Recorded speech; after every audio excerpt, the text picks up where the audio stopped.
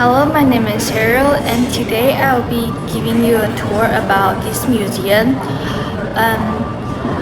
We will learn about the history about National Thai Museums through its architecture. And this tour will be lasted about 20 minutes. And to begin with, I'll give you a background of Taiwan history. And this tour will be separated into three parts: the Qing Dynasty, the Japan colonial period, and the Taiwan nationalist period. And we'll be mainly focused on the Japan colonial period, which was when the building was built. And it was built in 1988. And now we'll go outside and see the first spot.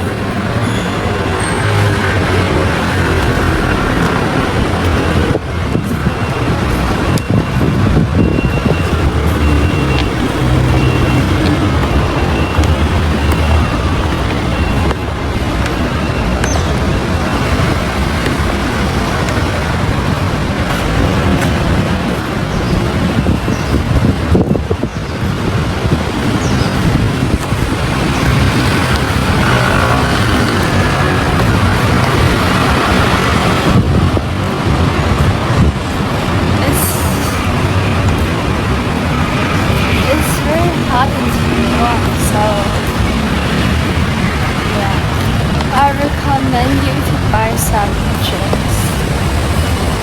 For example, boba, which was very famous in Taiwan.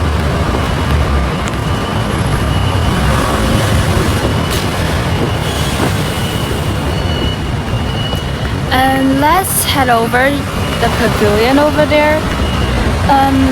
You'll see a locomotive, which was the first locomotive in Taiwan, and it was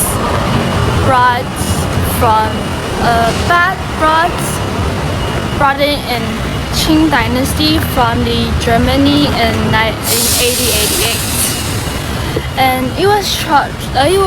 its name was Teng Yun Hao, which was roughly translated as soaring over the clouds, which means it was very fast, and its speed was about 35 kilometers per hour. And even though it's very slow now, but it was revolutionary fast in that period of time.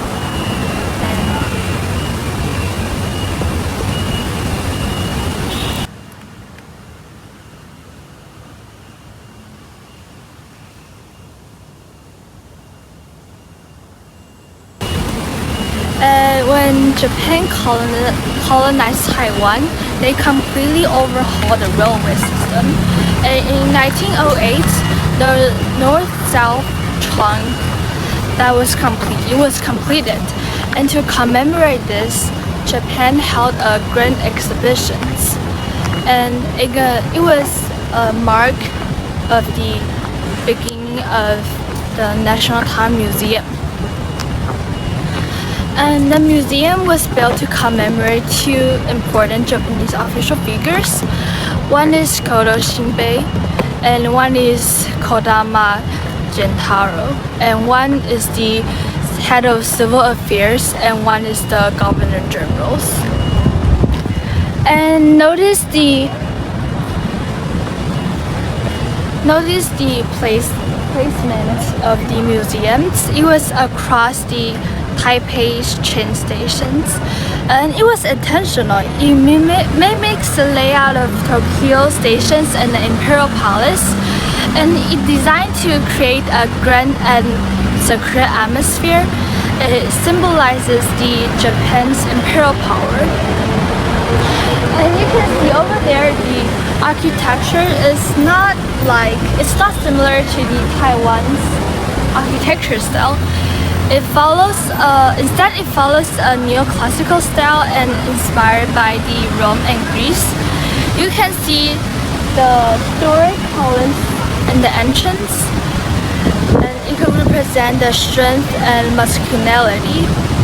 There are 13 steps and walking to the entrance, so people will bow slightly as they walking. It symbolizes respect toward the empire.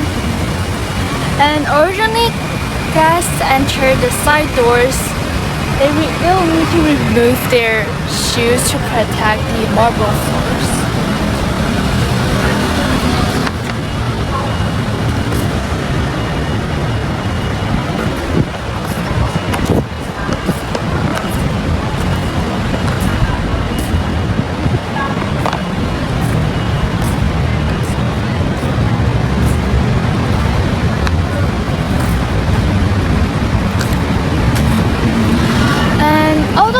Designed by Japanese architects, the museum has distinctly Western aesthetic. It was built in the major restorations when it was the period of time when Japan wanted to modernize rapidly, so they learn from the Western civilizations. And in Taiwan, as Japan's colony, we became a testing ground for modernizations. It was a place for experiment with blending Western architecture and grandeur and Eastern governance.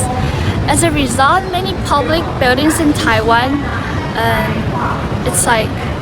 such as National museums, it was shared similar neoclassical designs. And government and educational buildings were made to look like temples of law, education, and order, much like those of ancient Rome and Greece. And now we are entered the interior to see what's inside. Watch the stairs. It's very slippery in the Taiwan's rainy seasons.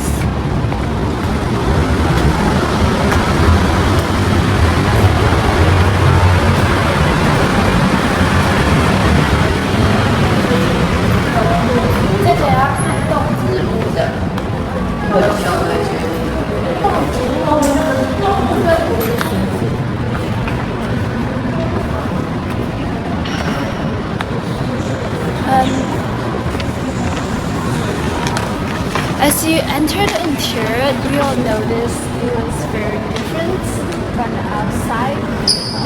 Which outside was masculine stone, and outside is more like ornate and delicate.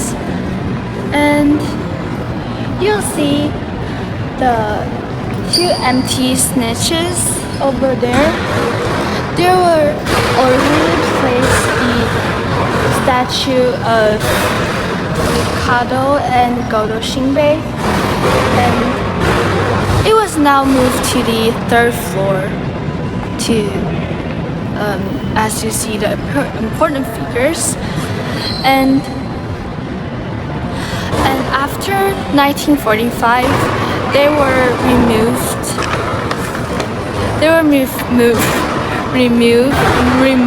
for political reasons. And if you look up at the ceiling lamps, and you'll notice the two family emblems, one showing a word found with balloon leaves, the other the angel crest of Godo's family. Above, one of Taiwan's largest stained glass skylights glows softly. During restoration, the artist's grandson returned to help using materials from St. George's as the original. This skylight is one of the museum's most treasured features. Okay, and over there, the stairway is the most popular space for photos. When you're taking photos, please be careful of the crowd.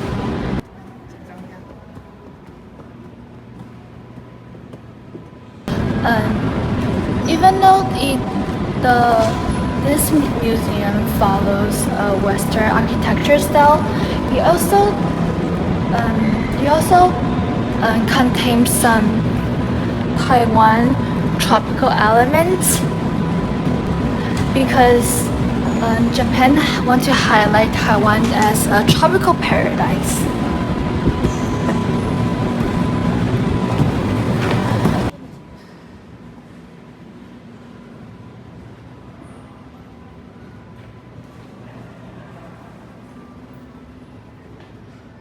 And you'll see a bull eyes window over there. There are some carvings with Taiwan tropical fruits such as wax apple, pineapple, or banana.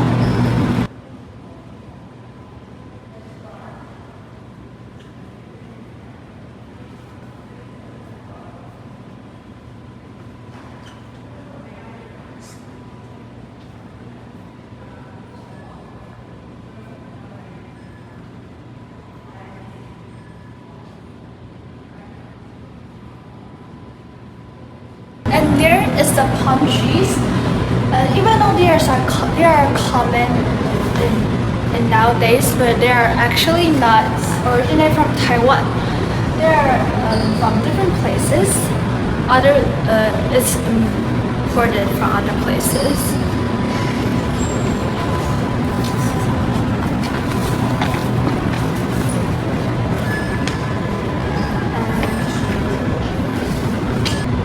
And if you touch the marbles over there, you'll feel the difference in temperature and texture. It was later replaced by the painted plaster, and because it's like it's a little bit cheaper, and it made the original Japanese imported marble was later replaced with 这剪掉. Although it might look like a simple repair, restoration team today have created over 20 test samples to recreate the original marble's appearance as faithfully as possible, because we want to ensure our museum remains authentic and accurate. And here's the chrysanthemum designs and homage to Taiwan tropical identity and the Japan's imperial symbolism. The 16-petal chrysanthemum represent the imperial family, and while an 8-petal version used here indicates nobility, a step below imperial rank. The pineapple motifs were also added, representing both Taiwan's identity and wealth and prosperity, since pineapple was seen as luxury fruit. And now there's another architectural element. Here's a corridor. It was originally served as the open veranda, and it's from the British colonial period. It's from the British colonial architecture. It was common throughout Asia and provide a shade in tropical climates. And Japan borrowed this design for colonial buildings like this museum. However, with the invention of air conditioning,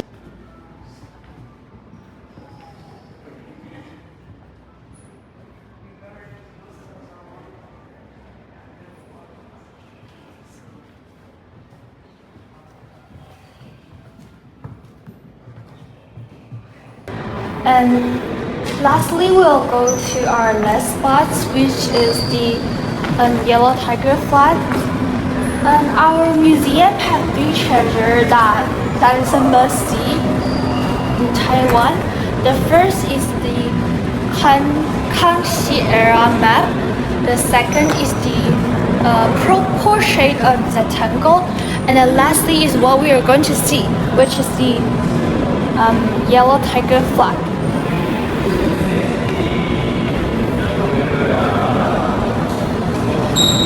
So please make sure you finish watching these 3 before you go.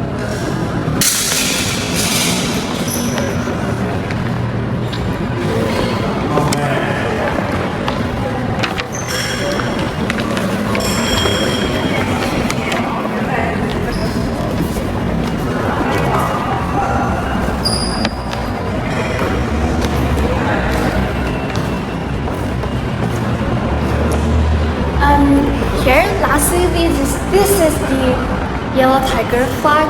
It was the symbol of Republic Formosa, which was a very short-lived government,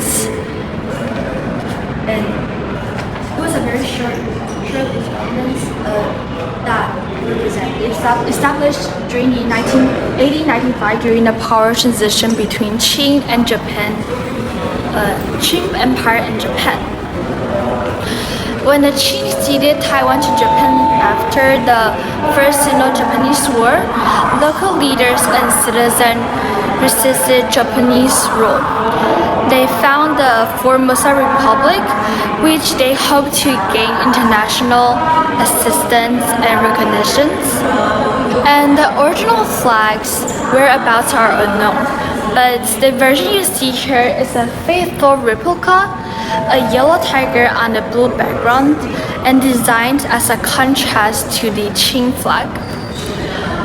The tiger's open and slanted eyes symbolize vigilance and over the nation day and night. Although the Republic of Formosa lasted only about 5 months, the flag embodied a powerful spirit or resistance, and in the early stirring of Taiwan's identity. During its brief existence, the flag was said to have been damaged and repaired many times during the protests and battles. The replica reflects that it was deliberately crafted with a slightly tattered texture to resemble the original as closely as possible. And now, finally, we come to the conclusion of our tour today. And I hope you enjoyed this tour. I hope you learned more about the Taiwanese history. And before you go, I recommend you to go through all of the floors and maybe go to the gift shops. And yeah, thank you. That's our tour for today.